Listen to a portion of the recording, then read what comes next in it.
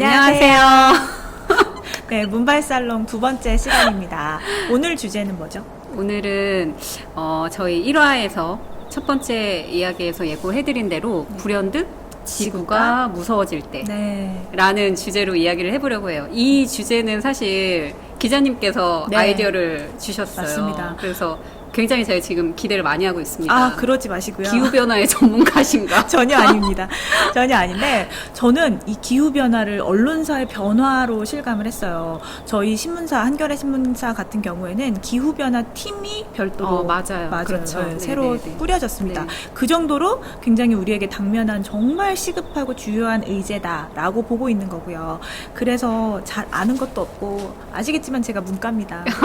아는 것도 없고 그렇지만 또 같이 얘기는 좀 해볼 수 있지 않을까. 네. 우리가 얘기는 해보면 더 좋지 않을까 해서 이 주제를 선정했습니다. 네네, 너무 시의적절한 주제를 주셔서 저도 관심 있게 관련된 책들도 보고 이 환경과 지구 변화에 대한 연극도 있어요, 심지어. 그래서 정말 우리가 이 중요한 시기에 살고 있구나. 그래서 오늘 이 이야기를 나눠보면 정말 좋을 것 같아요. 맞아요.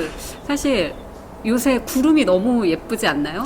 제 회사를 재택을 하고 있어서 구름을 볼 시간이 그러면 없습니다. 밖에 한 발짝도 안 나가세요? 거진 안 나가. 그렇구나. 네. 댁에만 계시는군요. 저는 이제 매일 출퇴근을 하니까 오늘 아침에도 운전을 하면서 이렇게 오는데 하늘에 정말 파란 하늘에 뭉게구름이 요새 너무 예쁜 거예요. 그래서 진짜 차를 돌려서 회사를 가고 싶지 않을 만큼 너무 요새 좋은 가을날이고 하늘만 봐서는 정말 구름을 외국에서 수입해 왔나? 라는 생각이 들 정도로 굉장히 이국적인 풍경이 펼쳐지더라고요, 요새. 한국 하늘에서. 그래서 구름의 역할이 이렇게 중요하구나 라고 생각했던 책이 있어요. 제가 책을 한 권 소개를 해드리면 좋을 것 같거든요. 해주세요. 바로 이어서 좀 이야기를 해보면 조천호 박사님의 파란 하늘 빨간 지구라는 책이에요. 이게 지금 기후변화 관련돼서 굉장히 많은 분들에게 큰 호응을 얻었던 책이기도 하고 조천호 박사님께서는 이 기후변화의 완전 뭔가 환경 전문가시죠. 초대 국립기상과학원장을 하시기도 했고, 지금 우리가 좀 어렵게 생각하는 어떤 대기과학 원리들을 굉장히 이 책에 친절하고 재미있게 소개를 잘 해주셨어요. 그러면서 이제 놓치지 않고 이야기를 짚어 나가시는 게 정말 우리가 잊고 지내지만 이 지구가 정말 많이 병들어 있고 인간으로 인해서, 그리고 지금 거의 목구멍까지 차오를 만큼 우리는 굉장히 위기의 시기에 살고 있는데 그거를 느끼지 못하고 있는 거죠. 저 또한 사실 그렇기도 하거든요. 제가 생활 속에서 큰 실천을 사실 하고 있지는 않아요. 뭐 여러 가지 저도 책을 보거나 뭐 지금 뒤에 소개해드릴 다큐멘터리들을 보면서 볼 때는 정말 대단하다. 나도 좀 조금이라도 힘을 보태야 되지 않을까라는 생각을 하지만 또 돌아서면 그냥 쉽게 있는 게 왜냐면 이 지구는 정말 언제까지 멸망할 것 같지 않고 이 상태로 우리 곁에 있을 것 같은데 이미 너무 많이 병들어 있고, 그러니 지금 스탑을 하고 돌아보지 않으면 더 큰 재앙이 올 것이고 우리의 후손 세대들은 정말 위험한 일을 맡게 될 것이다라고 이 책에서도 소개를 하고 있습니다. 저 궁금한 거 있어요. 근데 왜 파란 하늘이고 빨간 지구예요? 네, 정말 좋은 질문이죠. 해주셨는데 역시 남다릅니다. 하나도 저희 맞춰보지 않았는데 정말 깜짝 놀랐어요. 그 파란 하늘이라는 게, 그러니까 파란 하늘 빨간 지구라는 게 아마 이 제목만 들으시면 딱 그냥 떠오르실 거예요. 파란 하늘은 그냥 우리가 생각하는 아름다운 지구, 정말 파란 하늘에 떠있는 하얀 뭉게 구름을 보면 이 지구가 정말 아름답구나라는 생각이 드실 테고, 빨간 지구는 거기에 반대되는 이제 기후 위기에 대해서 경각심을 일으키는 단어이죠. 그런데 여기에 조금 더 뒤에 숨겨진 이야기가 있어요. 이 책을 쓰신 조천호 박사님 아내분 역시나 전영신 박사님이시고 우리나라의 국가 태풍 센터 센터장이시기도 했어요. 두 분이 그 기상청에서 소문날 정도로 아름다운 커플이셨대요. 그래서 그 아내분이 지금은 지병으로는 돌아가셨는데 그 파란 하늘이라는 단어를 너무나 좋아하셨대요. 그리고 두 분이 우리나라의 어떤 이 기후 변화와 그런 환경에 대해서 굉장히 다양한 활동들을 하셨고, 이 책을 읽다 보면 두 분이 얼만큼 지구와 환경에 대해서 사랑하고 있는지 그 마음이 굉장히 잘 느껴져요. 이 책에 어쩌면 그 돌아가신 아내에 대한 그리움을 책 제목에 담은 것 같기도 하고, 네, 그래서 굉장히 그런 마음들도 느껴져서 좋았었어요. 그 책을 읽고 나 요것만은 좀 실천해야겠다, 요거는 바꿔야겠다, 혹시 결심하신 어떤 습관 같은 게 있을까요? 이 책에서 아주 중요하게 이야기하고 있는 것 중에 하나가 이거예요. 그러니까 인간이 얼마나 많은 기술 변화를 이루어 왔어요. 우리는 지금 뭐 4차 산업혁명 시대에 살 거고, AI도 같이 뭐 인공지능 시대도 도래할 것이고, 인간은 정말 무엇이든 해낼 수 있을 거라는 자만심 속에 살지만, 지구라는 시스템은 정말 놀라운 것이 먼지 하나, 뭐 빗방울 하나, 구름 하나도 아주 계획된 긴밀한 순환 속에서 돌아가고 있다는 거죠. 그래서 지금 어찌됐든 인간들의 이런 뭐 많은 이런 산업 현장들을 통해서 이산화탄소가 발산이 되고 지구가 점점 기온이 올라가고 있는데, 인간이 이거를 기술적으로 개입을 하게 되는 순간 이 시스템은 더 파괴가 된다는 거예요. 그러니까 기술로는 이거를 한계가 있다. 네, 한계가 있고 다시 원점으로 돌아가서 지구에게 피해를 주지 않는 행동들을 해야 된다는 거죠. 그러니까 그게 굉장히 작은 실천들일 수도 있는데, 저는 그래서 이렇게 한번 생각을 해봤어요. 제 등산을 되게 좋아해요. 네. 등산 좋아하시나요?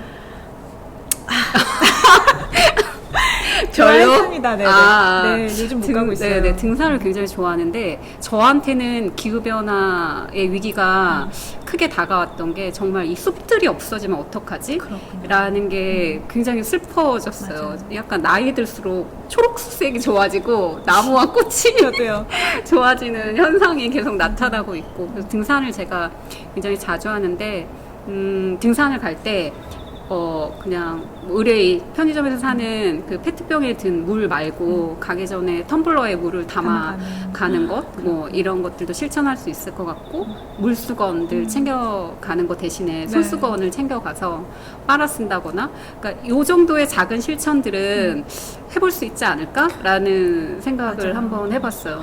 저는 사실 그 지구의 어떤 돌변을 막기 위해서는 고기를 끊어야 한다고 많이 말을 하잖아요. 맞아요. 이것도 정말 중요한 이슈잖아요. 제가 고기를 너무 사랑해요. 저도요. 고기를 너무 좋아하기 때문에 저는 제가 이거 그거는 정말 못하고, 딜레마. 네. 그죠? 네. 그거는 좀 잘 못하고 줄일 수는 있으나 끊을 수는 없을 것 같고, 저는 되게 어렸을 때 봤던 이 기후변화 책이 만화책 같은 거였는데 제목이 정확히 기억 안 나는데, 거기서 우리가 쓰는 그 호일 있잖아요. 네. 호일이 진짜 안 썩는다는 거예요. 그래서 그때 한 5학년 때 봤던 책이었는데, 호일을 이렇게 빨아 쓰라는 거죠. 한번 헹궈서 다시 쓰고 다시 쓰고 하라고. 네네. 그거 하나 지키고 있습니다. 근데 그럴 수 있겠네요, 진짜. 그렇죠. 그게 모양이 쉽게 변형되지 않으니까 계속 이를 빨아 쓰고 호일을 안 쓸 방법은 없나요? 고민해 보겠습니다. 다른 중요한 지점인데요. 방법은 없을까요? 한번 고민해 보도록 하겠습니다. 네네. 지금 얘기를 들어보니까 우리가 되게 많이 에너지를 쓰고 있잖아요. 그러니까 더 많이 썼기 때문에 지구는 더 뭐랄까 가난해졌다고 표현해야 될까요? 그 내용을 담은 책이 있습니다. 네, 제가 어떤 이번에 책인가요? 골라온 책인데요. 제목이 뭐예요? 네, 나는 풍요로웠고 지구는 달라졌다라는 책이에요. 이 책은 사실 2020년도에 지난해에 나온 책이고요. 그 공공도서관에서 최근 3년 동안 대출된 기후변화 다룬 책 중에서 4위를 할 정도로 굉장히 많이 네네. 읽히고 있는 책이에요. 왜 저는 기자이기 때문에 마감에 맞춰서 모든 생활이 재편이 되거든요.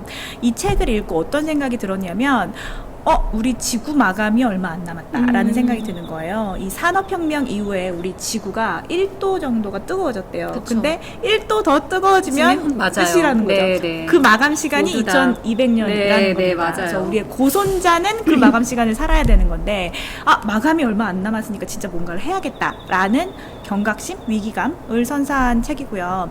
이 책의 저자는 호프 자런입니다. 호프, 희망이 들어가 있고요.